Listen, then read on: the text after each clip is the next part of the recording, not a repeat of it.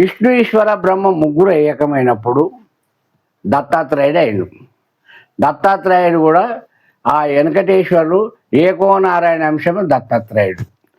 శివుడు అళ్ళకే వచ్చిండు, బ్రహ్మ అళ్ళకే వచ్చిండు, విష్ణు అళ్ళకే వచ్చిండు. మరి ముగ్గురు ఒక్కటై వచ్చినాక ఈ ప్రపంచంలో గురువు లేడు. గురువు లేక ఈ ప్రపంచం అంతా పాడైపోతుంది కదా. అప్పుడు ఏం చేయాలంటే ముగ్గురు కలిసి ఈయనకు గురువు పదం ఇచ్చిండ్రు. శివుడు ఏం చేసిండంటే నా అంశం తీసుకో నీవే. బ్రహ్మ ఏం చేసిండో నా అంశం తీసుకో. మరి నీవేం చేస్తావంటే నేను చంద్రలోకం వెళ్ళిపోతా, పైకి వెళ్ళిపోయి నక్షత్ర లోకంలో ఉంటా, అందరికీ చల్లదానం ఇస్తా అన్నాడు. అందరికీ సల్వదానం అంతా ఇస్తాడు అనే పోయిండు. ఆయన పోయిండు. ఇక శివుడు ఏం చేసిండు, నేను దుర్వాసనయ్యి నేను అడవులల్లా తపస్సు చేసుకుంటా, నేను తపస్సులోనే ఉంటా, నేను అక్కడే ఉండిపోతా అని ఆయన దుర్వాసుడై వెళ్ళిపోయిండు. ఆయన నిజాంశము దత్తాత్రేయకి ఇచ్చిండు, ఆయన బ్రహ్మ నిజాంశము విష్ణువుకి ఇచ్చిండు. ఈ మూడు అంశాలు విష్ణువు తీసుకొని దత్తాత్రేయుడు అయ్యిండు. అప్పుడు మూడు అంశాలు ఎప్పుడైతే ఏకమైనవో అతని పేరు దత్తు ఏకు నిరంజన్ ఏకో నారాయణ. అంటే మీరు ఏం చేస్తున్నారంటే ఇప్పుడు మన ఏదంటే దత్తాత్రేయ కథల ఉన్నాడు కదా రాక్షసుడు. ఆ రాక్షసుడు ధూమ్ధామ్ చేస్తే ఎవరు మన ఇంద్ర దేవతలు అందరూ వైకుంఠానికి పోతారు. అదే వైకుంఠం ఖాళీగా ఉంది, ఏం లేదు అక్కడ. లక్ష్మీదేవి ఎవరు లేరు. అంటే ఇప్పుడు నారదుడు అంటారు, అయ్యా మీరు వైకుంఠంలో విష్ణు ఎక్కడ పోయిండంటే భూలోకంలో సహ్యాద్రి పర్వతంలో ఉన్నారు, లక్ష్మీనారాయణ అక్కడనే ఉన్నారు, ఆడికే పోవన్నాడు.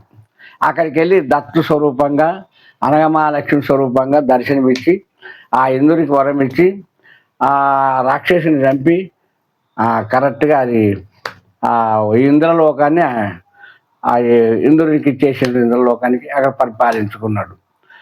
మరి ఇప్పుడు శివుడు కూడా శివలోకం ఖాళీ ఉంది. శివుడు లేడు. పురాణాలు చెప్తారు ఆడ ఉన్నాడు ఈడ ఉన్నాడు. శివుడు ఆయన ఎప్పుడైతే అడవులలో ఉన్నాడో అదే దుర్వాస స్వరూపంగానే అక్కడ తపస్సు చేసుకుంటున్నాడు. ఇప్పుడు కైలాసం ఇప్పుడు ఖాళీ ఉంది, అక్కడ పార్వతీదేవి కూడా లేదు. ఆయన శివుడు ఉన్నతోనే దుర్వాసుడు ఉన్నతోనే పార్వతీదేవి ఉన్నది. అక్కడ కాలాలు గడుపుతున్నారు. అది నిజాంశము. మళ్ళీ ఈయన శివాంశం నిజాంశము ఏం చేయాలి? శివలోకంలో ఇచ్చే అంశమంతా కూడా ఈ దత్తాత్రేయ కాడిని ఈ ముగ్గురు ఒకతోనే కూర్చొని ఈ ప్రపంచమంతా వరాలు ఇస్తుంటాడు, భక్తులు రక్షిస్తుంటాడు, వరాలు ఇస్తుంటాడు.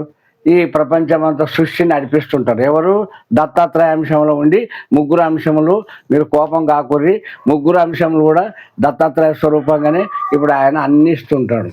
ఈ ముగ్గురులో మూడు లోకాలు ఇచ్చేటి వంశాలన్నీ కూడా దత్తాత్రేయుడే ఇస్తున్నాడు. ఆయన తపస్సుకు పోయిండు, ఈయన చంద్రలోకం పోయిండు. అంటే ఇప్పుడు ముగ్గురు వేసే ప్రపంచం అంతా ఎవరు చేస్తున్నాడు? దత్తాత్రేయుడు చేస్తున్నాడు. మూడు లోకాలు ఖాళీగా ఉన్నాయి. ఇప్పుడు అక్కడ కైలాసం ఖాళీగా ఉంది, సత్యలోకం ఖాళీగా ఉంది, వైకుంఠం కూడా ఖాళీగా ఉంది.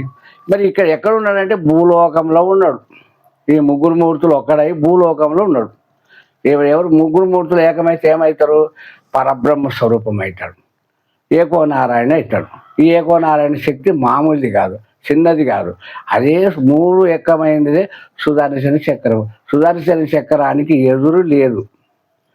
ఒకరు ఏమైనా చేస్తారంటే గణపతి చక్రం మీద కూర్చున్నాడంట. అంటే ఇవన్నీ ఎందుకు చెప్పాలి? అది లేనిపోనివి. ఆ చక్రం ముట్టుకునేవాడే లేడు.